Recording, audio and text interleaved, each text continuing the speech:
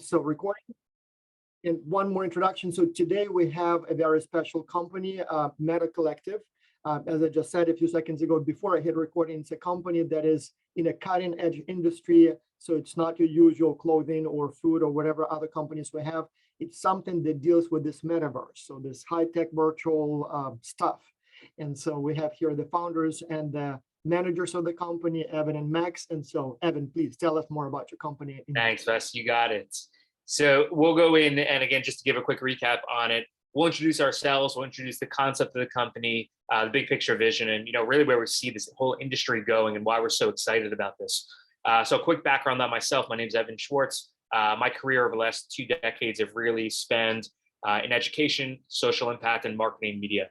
So I started my career really at the start of the Facebook age, Facebook, Twitter, blogging, and just fell in love with the power of content and storytelling, and how we sharing different experiences through content digitally.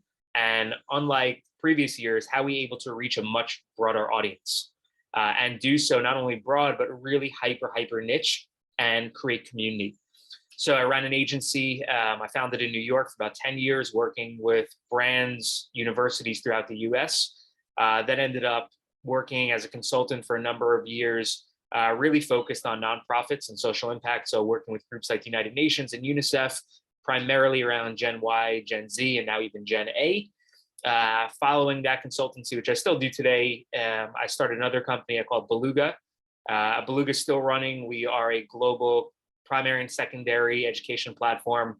We supplement curriculum with streaming content. So we work with movie studios, documentaries, nonprofits to create this new wave of content and curriculum for the modern day student, as young as 6 years old up until 18 years old, and having a whole social layer built in where students are able to share that content and knowledge with others.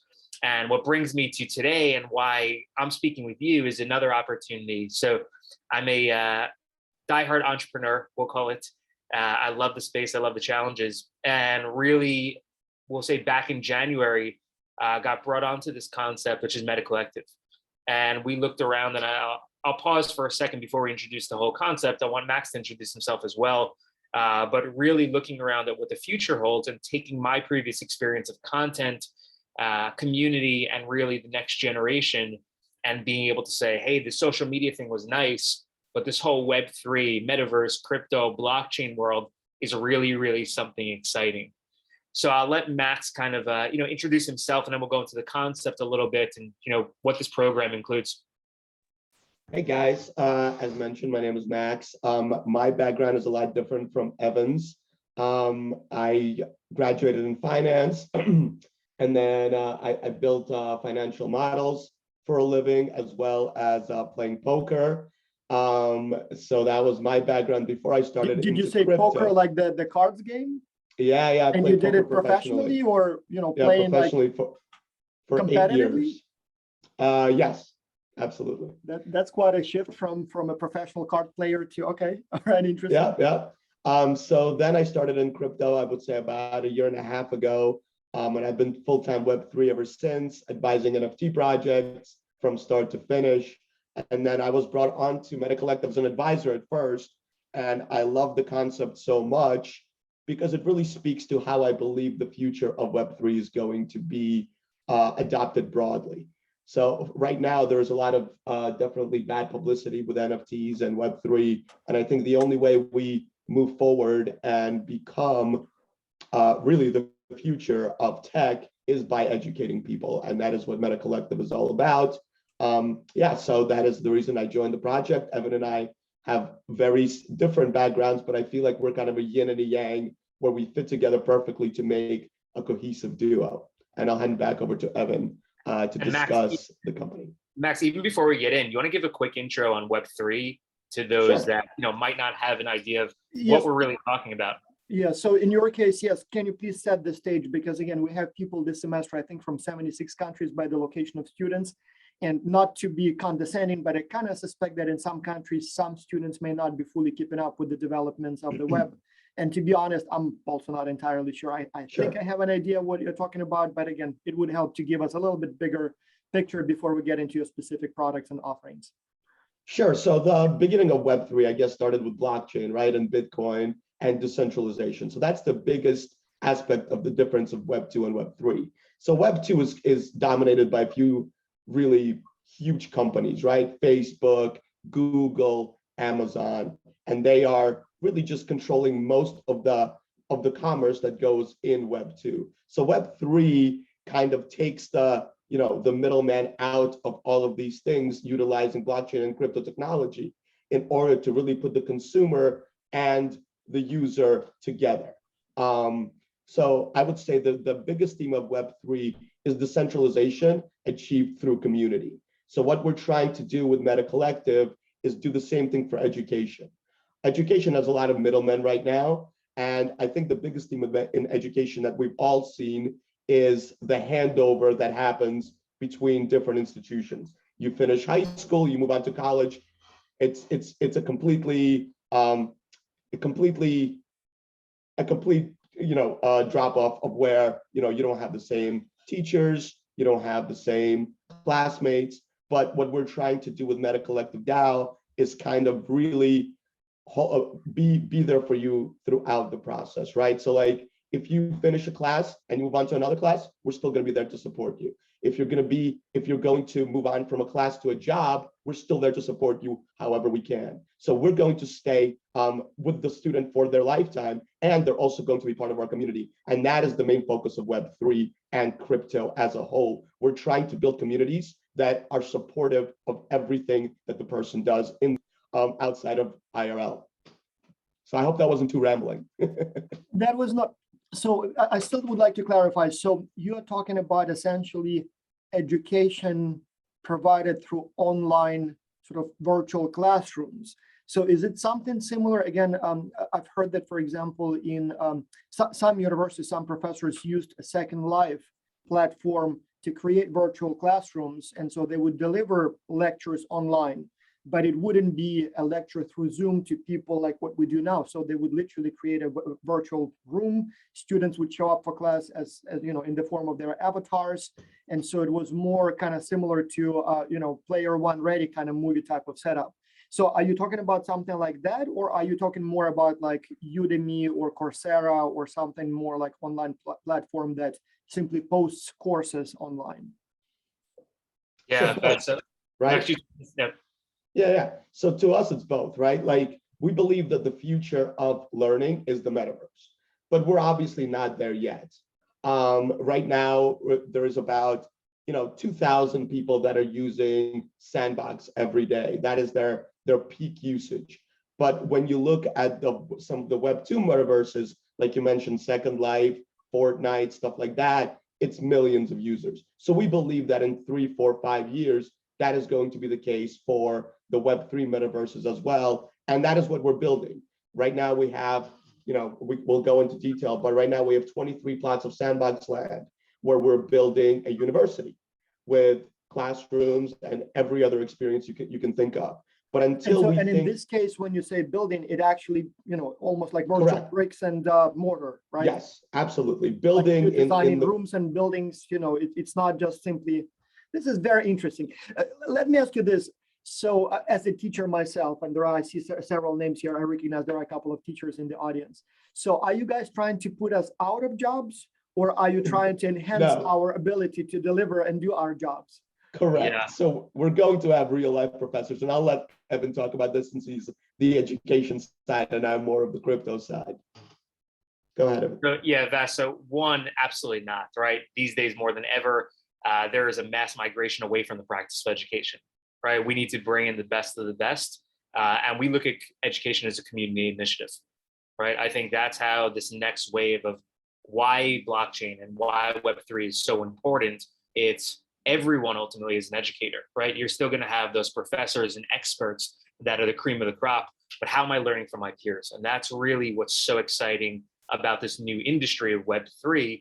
If anyone on the call today heard a few of the terms that Max said, right? Like blockchain, crypto, metaverse, you might have heard this from your little cousin who's playing Fortnite 24/7, right? Or from a buddy that somehow bought blockchain 10 years ago and now he's living on an island somewhere, right? Like those are the great stories that take place here, but there's a lot more to it, right? So what we want to do, and Vas, I love how you said at the beginning of the call, like, I want to learn about this too, right? That's the why and the how of really what we're doing here, right? We looked at the industry. I was fascinated by Web3. Max is a little bit more aged than me in this space, we'll call it. But really looking at it and saying, where can I turn to, right? We know YouTube is a monster in the education space right now in traditional and untraditional education, right? So we looked at it and said, how do we really aggregate and curate these great experts and individuals into this one experience? And the big difference here, ultimately, what we're doing, so we are definitely building a university. We'll build it in this metaverse, Vas, and like Max, you said as well, but that's the storefront in a sense, right? This is a nice little gamified experience where am I going to see Vas's avatar, which might be Vas, or it might be a dinosaur teaching me, right? And either way is perfectly fine. I'm going to be able to go into this world from a gaming perspective, but what happens there is really where the magic happens. So I don't expect it, Vas, honestly, and we say this as we build, I don't expect it to take over in-person learning at all, right? Like having people in front of you, there's something really, really valuable to it. What it does though, it provides access, right? More than any other ecosystem or platform can. And that's the power of technology overall. So where we're going with this is we will build this experience very similar to a Second Life, a Fortnite. Let's even flip it back a few decades, The Sims, right? Like this metaverse concept has been going on for quite some time in a social gaming perspective. But the really, really interesting part of this whole industry is blockchain, right? So blockchain, what it allows for anyone, not familiar with this concept, and hopefully you'll join our university to learn more about blockchain. But ultimately what it allows is a ledger, and it's able to showcase every single action that you're doing that gets submitted. Now, if you think about it from an education perspective, if I am a 7-year-old student that lives in New York and I have something on blockchain, how am I showing that and bringing that asset with me throughout my traditional primary and secondary career to university, maybe as the next step, or to my professional level? And now if we really start thinking about it through smart technology like YouTube or Netflix or Hulu, all these great streaming platforms, there's a reason why we're all trapped on these things, right? Like they know us better than we know ourselves. True. So I'm going on YouTube and see 15 videos like, oh my God, I need to watch this right now. 3 hours later, I'm like, what did I just do, right? It's so entertaining. So we look at it from an education lens, which is really interesting to say, I know that Max participated in an astronaut course when he's 7 years old. How do we lead Max down this pathway? And instead of going down that black hole of ads and just filler video, right, of people dancing and cats and, this is how you create glitter and all that crap that goes along with it. How do we create something really valuable and build mastery knowledge from individuals and community? You actually struck there something that bothers me a lot. So I know that my generation complains about millennials not being focused enough, not being able to do something for a long time. Like, for example, they come to school and they cannot spend 10 minutes in classroom without checking their phone. But then exactly, Fortnite videos, I see my daughter sometimes for hours and hours actually focused and trying to achieve whatever. And so I'm kind of thinking, maybe we should embrace that Second Life, metaverse thing, because somehow there she can be focused for hours, at peak performance. You come and say, hey, daughter, do you want to eat? And she says, not now, not now. So somehow we cannot recreate that same engagement in the classroom, but maybe we shouldn't try to do it in the real brick and mortar classroom. Maybe we should engage more in this metaverse kind of classroom where it seems to be working so much better. So I'm not sure if you guys are experimenting with the psychology of this whole thing, but yeah, maybe that's the answer to keeping millennials engaged and focused on the task. Best, you nailed it. And that's honestly, that's my background. So my company before this, which I still run today, we have high streaming content and social tools. That's that Beluga company? Beluga, exactly. That we're active. I mean, we have learners in over 100 countries that students are using this. And the whole psychology and concept was why are we not including these great tools that all of us love? Once that final bell rings, we go to search our phone. We go on TikTok, we go on Instagram, we go on Snapchat. We stream content 24/7. What are we doing with textbooks, PowerPoints, and PDFs, right? Like there's a time and a place for them, and it's not 2022. So from our perspective, listen, there's a lot of talk on, the future of work and future economy and robots taking over the world. What we can absolutely know is that technology is going to be a part of every single industry, regardless of what you do. And the other aspect is communication and collaboration skills. And those three, technology, collaboration, and communication, literally are the makeup of Web 2 and will be pumped with steroids for Web 3. So we're looking at this and saying, instead of trying to force feed people this information, let's really focus on this interactive experience, which is where the metaverse comes in. Hey, let's make learning gamified in a sense. And let's do so in a way that it's really engaging community content, whether we're learning with 3 people on a call or 300 people, right? And how do we all provide more value to one another? And that's really, I mean, the makeup of Web3. And, you know, what we talk about all the time, and Max will go into this a little bit more too, is our organization, MetaCollective, wants to be the bridge. So just to give you a little bit of sense on what we're doing here, MetaCollective started with 40 founding members almost a year ago. And these 40, were like a 40? That's a large group. That's a really large group.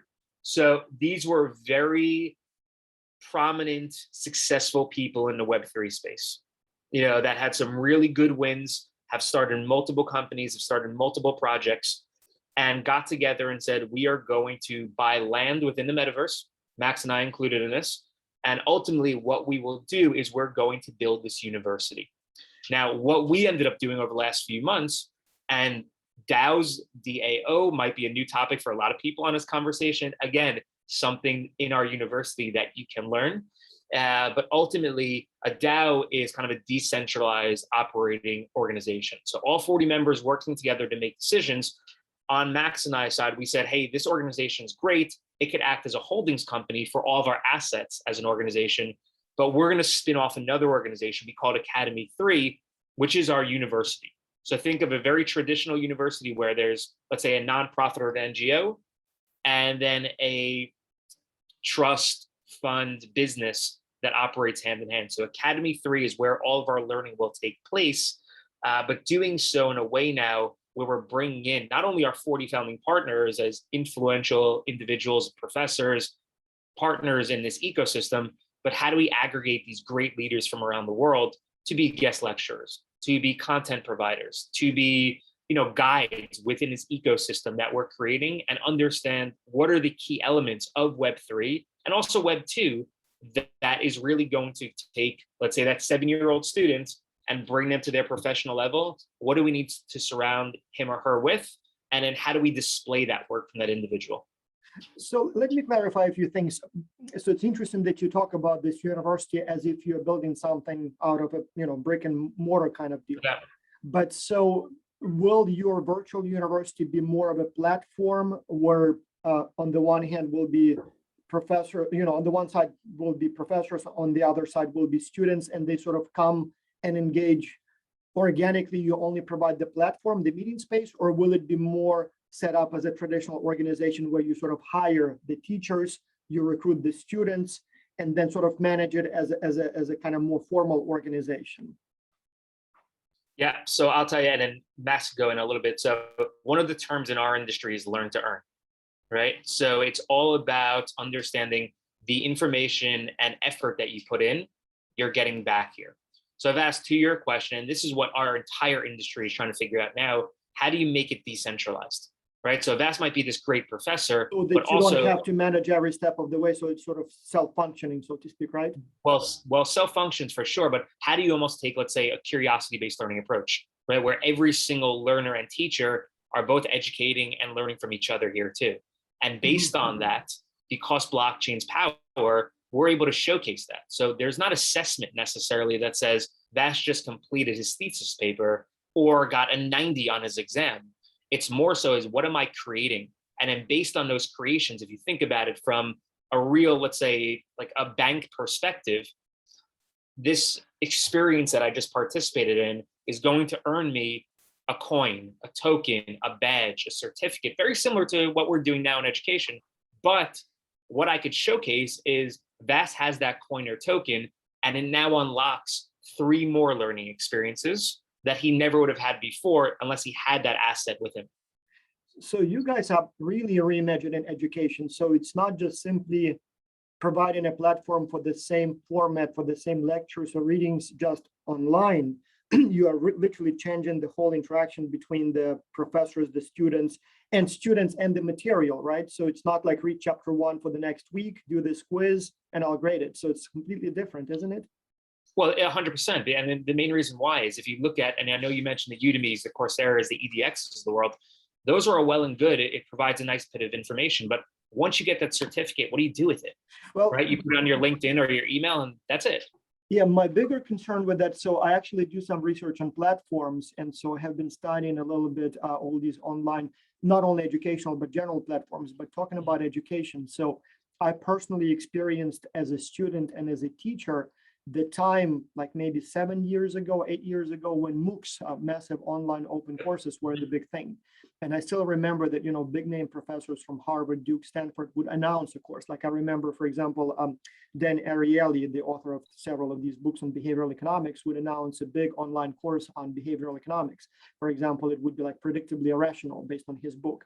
And so there were like 5,000 people who signed up for that course, me being one of them. But then the course itself was set up as an in-class course. So he basically said, okay, read this chapter for the next week, do this quiz. And so I think it was actually his TAs or somebody who then rated the quiz, and most of this was multiple choice anyway. And so we started with about 5,000 people. I believe there were like 20 people who actually finished, because they actually tried to take, you know, a classroom experience virtual, and there was, unlike in the classroom, I couldn't even ask questions of the professor. So the lectures were not, you know, like it was just basically read the book, do the quiz. And so very quickly that sort of didn't work. We realized that those MOOCs don't really work in that format. Instead, we saw a huge increase in, for example, delivering traditional lectures on Zoom. In fact, pretty much all of us did it during the pandemic. Did it make it more engaging? Probably not. But again, that's what professors started doing. So it didn't change the format in a way that, you know, it's still a lecture, still students, but it did change the delivery tool. So that kind of made it.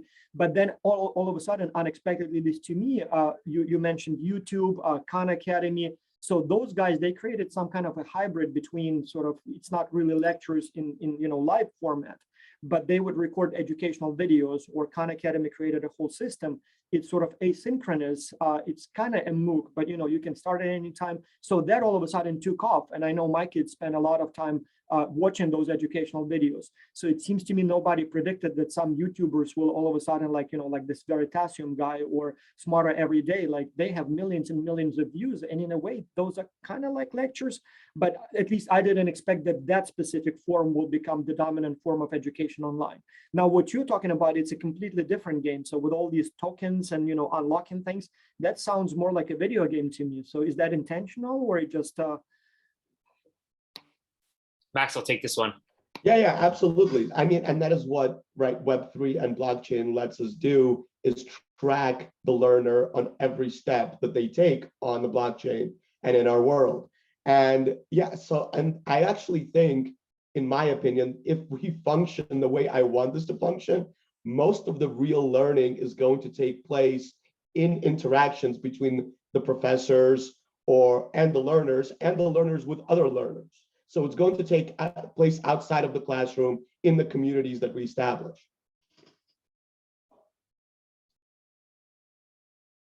Oh, you're on mute, Bass. Bass, you're still on mute. Sorry, now that we've talked about the industry as a whole, so we have some specific questions about your company. I see we started getting questions from the students. And yes, students, you can put your questions in Q&A, we will ask them. But if I may, a few specific questions. So one, competition. So are you the only company experimenting in this space, or there are many companies? So who would be your competitors in this case? I can take this one, Evan. Yeah, I'm just responding to one of the questions. Yeah, I see Evan is dealing with okay. questions. So yes, so right now there is no one that is building a university in the metaverse. We are going to be the first one, and that is kind of why I jumped in to put this project in high gear in order to be the first ones. We're going to have some meetings very soon with the founders of different metaverses in order for them to recognize us as the first people to build an educational center in the metaverse. So right now, there's definitely a lot of companies that are providing Web3 education, but it's in a very traditional manner, as you described. YouTube courses, you know, you take a multiple choice quiz, but no one is really doing it on a community approach. and a guidance approach where we kind of stay with the student throughout the lifetime of their learning journey and really cater to them using blockchain technology. Mm-hmm. How about your ownership structure? So I assume you are still fully private, but what stage are you at in terms of seeking investments and basically your ownership structure? Yeah, that's a great question. So our ownership structure, so this is where the DAO comes into play. So decentralized organization, ultimately, on our ownership structure, every one of our partners has equal share within MetaCollective. So all of us have equal voting rights, all of us have equal say, which is a good thing and a bad thing because it takes time to make decisions, right? So on the Academy 3 side, me and Max lead that entire organization. What we are currently doing now is we're staffing up in that organization. So we have a few different students, actually global on that side, a lot based here in North America, but a few overseas as well that are helping us kind of be that next wave. So they're handling everything from partnerships to strategy, to communications, to graphic design, to content creation as well, right? So we want everyone to bring some great aspects into this. We have not taken investment yet. The initial kind of, we'll call it boost. Are you open to take an investment? Yeah, or are you seeking it actively? So as me and Max literally just had a call the other day with a major venture capital fund here in New York, and we didn't pursue it, to be honest with you. And the main reason why is what we want to show is our opening semester, which will most likely launch in October. So what we look at, you're that close. Oh yeah, we're right here. Oh, so okay. this thing still years away from, Oh, no. So to give you an example, so we're building our experience today in the metaverse, and think of it almost. I always have this picture in my head of if you have a 10,000 acre forest, right, and you plant a little seed, how does that forest become a thriving metropolis in the next 10 to 20 years? So that's where we're at today. So we're planting that seed. Ultimately, by October, what we will have is some sort of introduction experience within the metaverse. That'll be our gamified experience to come say, hey, look what's taking place here. But our courses and our tokenization and our badging and our credentialing model will actually happen elsewhere. So we have a streaming platform that'll take place in where, similar to this, students can participate, people can come up as guest lecturers, and based on that knowledge, instead of completing a short answer or survey, they'll go into our platform where they'll be able to, we call it tokenize, right? So they'll be able to show that they attended, or there's a proof of work that they can share. So I know, Vas had 5 clocks behind him instead of 2, right? Just little things like that that show my attendance. That's how we'll start this entire experience. And what we will do is ultimately have all of this content will be free and accessible to the world. We truly believe in education should be accessible, impactful, and equitable across the board. But what we will then do is mint, this is a term in our industry, in NFT. And an NFT is a non-fungible token. You might have seen some of this stuff on the news where there's 8 pictures, right? It looks like a JPEG. They're selling for $300,000 USD, which is insane. You might have seen other aspects of this where people are changing their Twitter profiles or their Instagram profiles to these NFTs. Really, what an NFT is, think of it as access, right? So our access with our NFT will ultimately provide our community, which will be our initial class of about 6,000 individual students, the ability to have access to our professors, to community circles, to opportunities to actually build and create with us. So that's really why we're looking at this as, a forest ultimately with one seed. We're giving it the boost, but we want all of our learners who are taking that knowledge to actually build this entire campus hand in hand with us. So we are right here, October, we will launch this. We'll look at a few months of, this is our first semester. And that's back to your question, based on that data and showcasing that there's real learning taking place here, that's where we'll probably start visiting investment, I would say Q1 2023. So who are you trying to talk to? So we have in the challenge instructions that you guys provided, so there is one section on marketing. So we are trying to reach potential, I guess, let's call them customers now. So who are those people? So are we talking here about students? Are we talking about professors? Are we talking about university administrators, corporate managers? So who are the people that you want them to learn about you? Who are the people you're trying, what is the audience you're trying to reach at this time? Yeah, honestly, I think it's everyone. And I know that's a cop out and it's broad, but really, so we've broken this down into three different segments ultimately today. So the three segments are the university student that is about to enter into this professional world, the professionals that are starting to explore and say, hey, what is that metaverse stuff, right? Or like, what is that crypto or blockchain stuff? I hear all about it, but we're a traditional organization, right? We're a public company. We can't make this massive jump. How do we start educating their employees? And in the other aspect of it too, that we really want to start introducing to, is the mass public. And doing so in a way, we refer to ourselves as a bridge. This isn't going to be for necessarily the people that have made millions over the last few years in this space. We personally believe that if this space is going to succeed, it needs someone to properly educate and onboard the next wave of learner, creator, and builder, right? So with that said, we're looking at this from a multiple lens perspective on who can come into this, how are they accessing it, and then how are we upskilling, right, in a sense too. So the way you describe it, it sounds like you have a B2C model in mind, business to customer, or is there a room also for B2B? Is there a possibility that you may be working with businesses as well? Yeah, I mean, we're speaking with businesses right now, actually.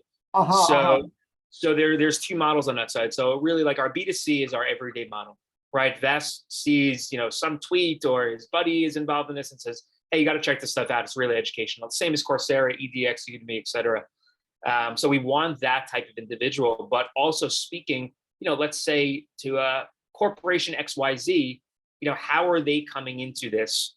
And ultimately, from a business model perspective, accessing scholarships on behalf of their community or their employees and saying, like, listen, our marketing team needs to know about this. We see that there's a real opportunity to upskill. There's certifications here. So if you look at the corporate training model, which has absolutely flown over the last few years, especially during the pandemic, we definitely factor ourselves into that. But doing so where it's not just, hey, here's a 45-minute video and I expect to be a master after it, which we know is like, it is what it is. It checks a box. But from our side, how do you showcase growth and experience?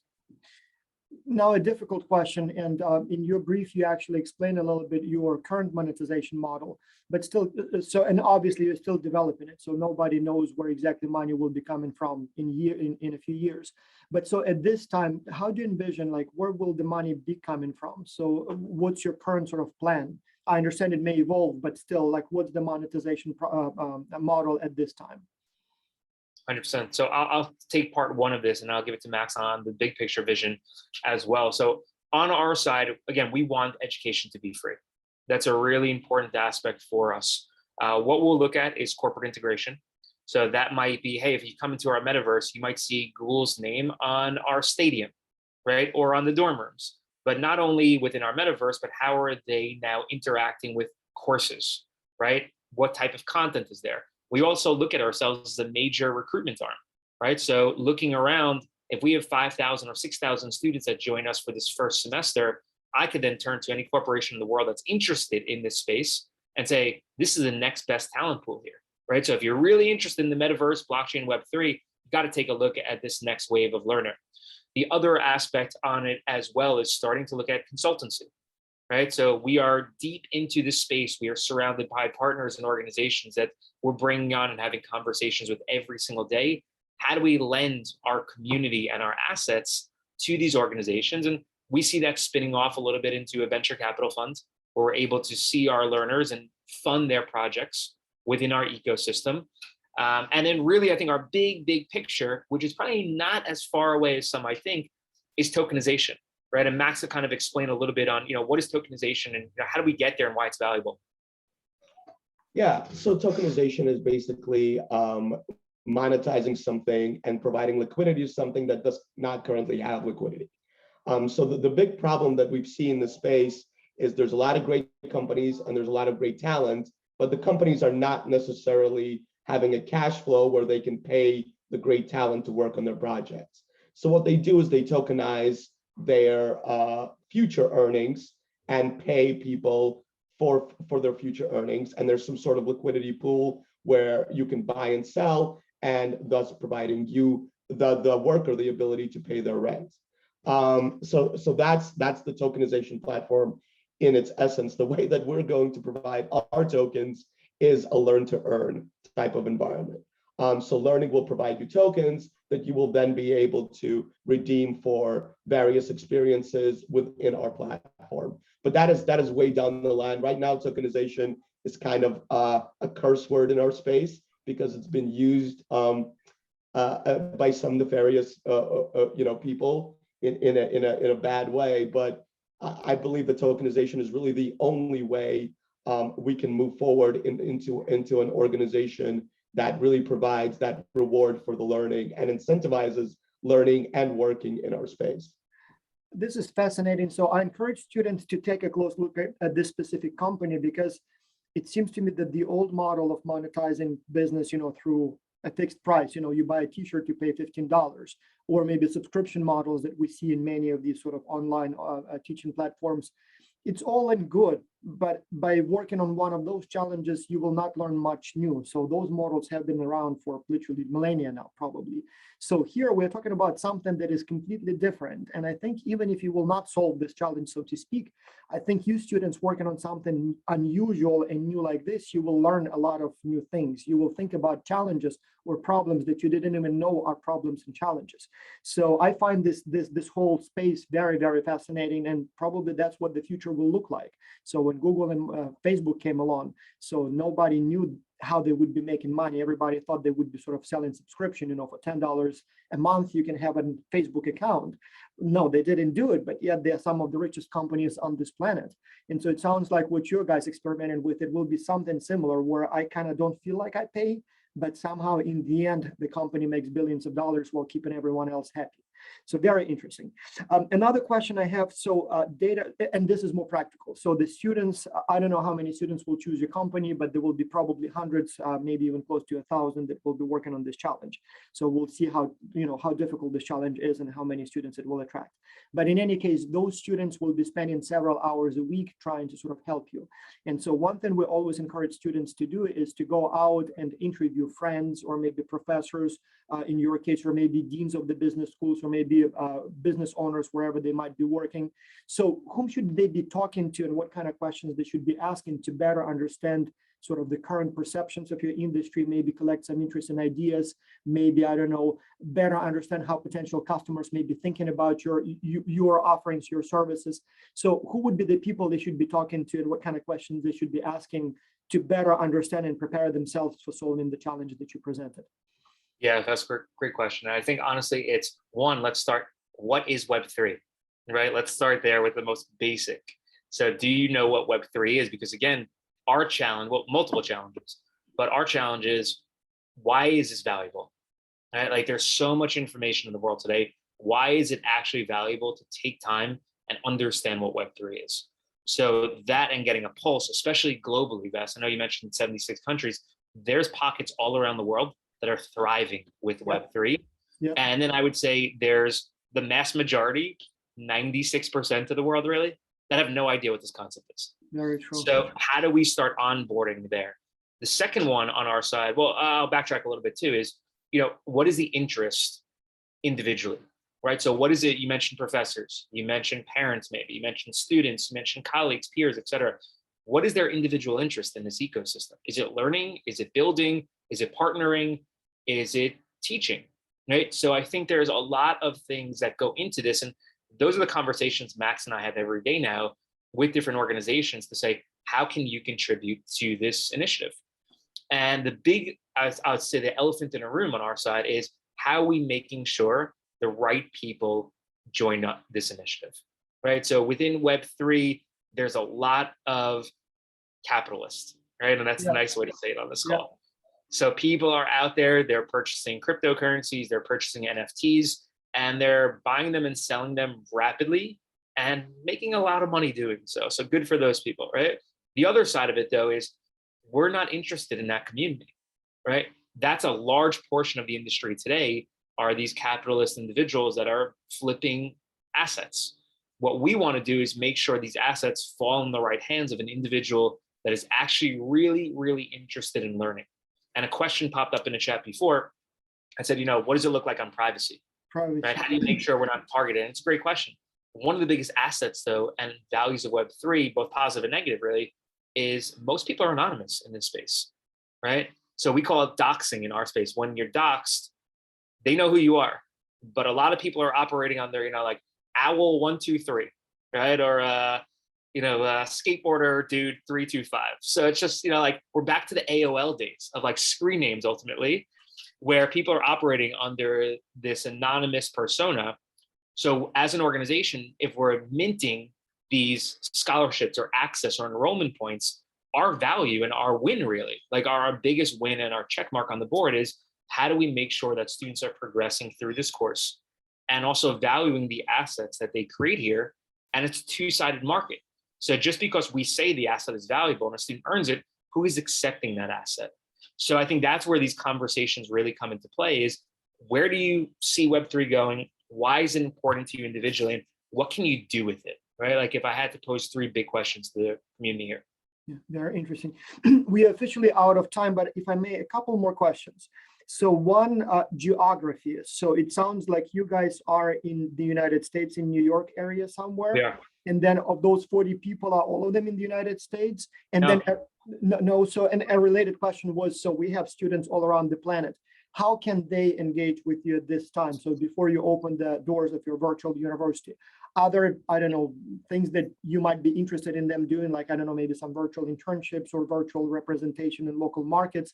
So anything our students can do if they are fascinated by your business, can they join in some way? Can they make themselves useful? What would it take them to impress you so that you would say, hey, you in Berlin or you in Tokyo, would you join us in this capacity? So what that might be, if at all. Yeah, no doubt about it. So we are definitely global. They could contact us at any point. Max and I don't sleep too much these days. So that's like we are on a global clock. I'd say between the hours of 2 and 5 a.m. might be a little rough on our side, but we're pretty quick to get back to messages. But yeah, our team is global for sure. And in social, I think that's one of the most important aspects of Web3 right now is there's a lot of community building taking place on Twitter.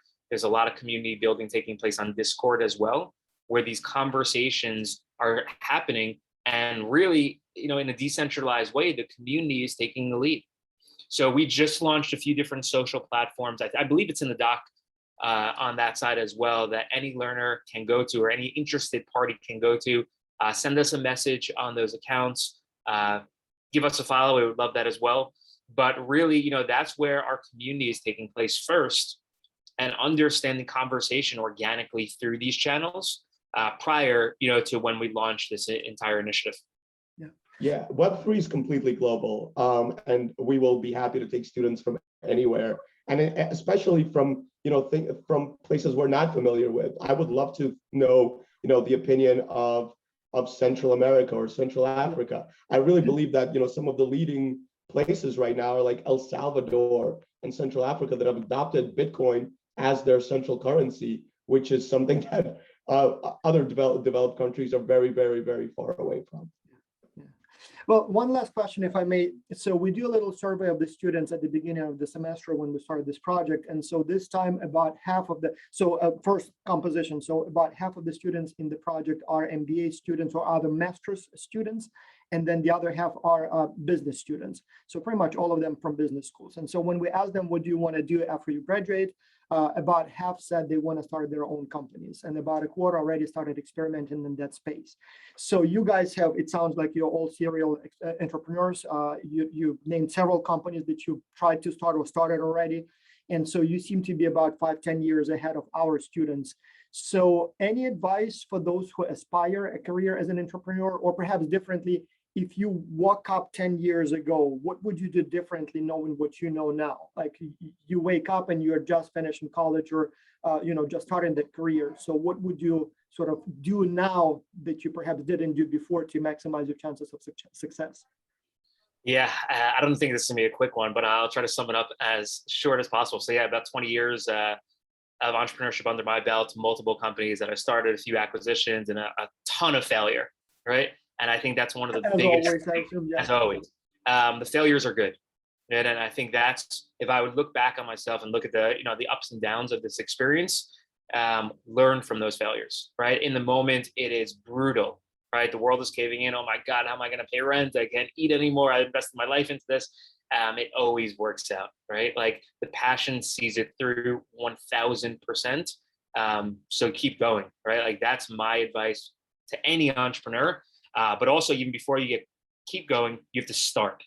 And I think that's where most ideas die is, what is my friend going to think of me? What are my parents going to think of me if I start this and don't have a $10 million exit, right? Like that's nonsense. We live in a world that, the scoreboard, it's not about that, right? So just starting this journey, diving in, and communicating, right? I think there's so many people, Max and I included in this, that want to help the next generation. So building community, and just keep going and get started no matter what, are kind of my big 3 takeaways. Yeah, just to echo what Evan said, like nobody learns from successes. People learn from That's failures. what I always think, when you read a book about a successful success, I mean, yeah, it seems like it's a matter of, I mean, it's not going to happen to me. So I know I'll probably fail at least a few times. And it almost seems like it's more interesting to read about failures than about successes. Yeah, no, failures are good. And that's what we learn from. And I always my first experience in entrepreneurship, I think, was poker. And nobody remembers the big winning hands, when you won 100 grand, but everybody remembers the big losses. Yeah. And those are the things that really teach you. But let me ask you one more more specific question. So it comes up so many times from my students. After graduation, should I try to get a job at an established corporation, maybe kind of work for a few years, see how things are done, and maybe at some point think about starting my own company? Or would it be beneficial to jump right into trying to start a company, or maybe joining a startup? Risky, but before I have family, before I have mortgage. So you guys, it almost sounds like you got into your own stuff right away. So you didn't work for big corporations first. Any regrets of that, on that? Or do you wish you worked for something, established first and then like 8 to 5 job before you started your own business? Yeah. So I mean, I worked 2 weeks corporate in my life and realized this was not for me. It's embarrassing to actually say. But on that side of it, I always had that entrepreneurial bone in my body, for better or for worse. I think I don't regret one decision at all. Right? Like to me, you have to jump into the fire to actually feel what this is. Sitting behind the desk and working up the corporate ladder is fantastic, right? Like it's probably a safer pathway. You can sleep at night a little bit more. You get to where you want to get to maybe quicker, but it just wasn't for me. And that's not to say, same pathway as everyone else. What I will say, and it's not a regret, but it's a challenge for sure, is that the corporate pathway provides you with a much larger pool of community, as opposed to, a 22-year-old kid that just graduated college that thinks he knows everything. People are, a little bit smarter than that, right? So I think the early stages of my career, humbling to say the least, but it's persistence, right? Like it's understanding that I don't care what someone's title is. I find value in this conversation. I'm going to take something away from them. And build community on my own. But I think the corporate side, gives you a little bit of head start on that, where you're able to network and kind of mingle a little bit more to open doors as opposed to an individual.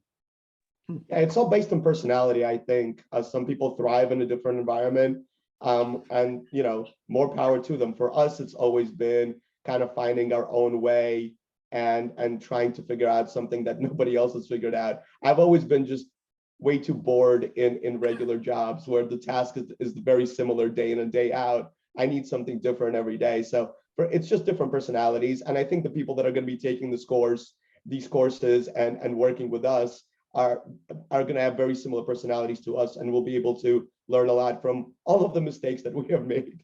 Yeah, just remember, students, entrepreneurs, they sleep like babies. They wake up every few hours, cry a little bit, and then go sleep for 2 more hours. So it's not an easy life, but it sounds like, fascinating. Well, anyway, thank you so much, gentlemen.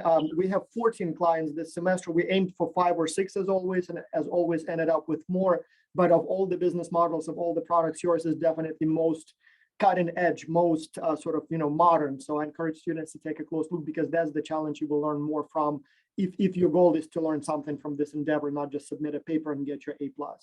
So thank you so much. And so let's see what students come up with. We will hopefully have many bright ideas and business leads, and potentially maybe even some interesting solutions to your problem, hopefully within a couple of months once this project is over. That's great. We appreciate it. Bye-bye. Thank you. It was a pleasure, guys. Bye.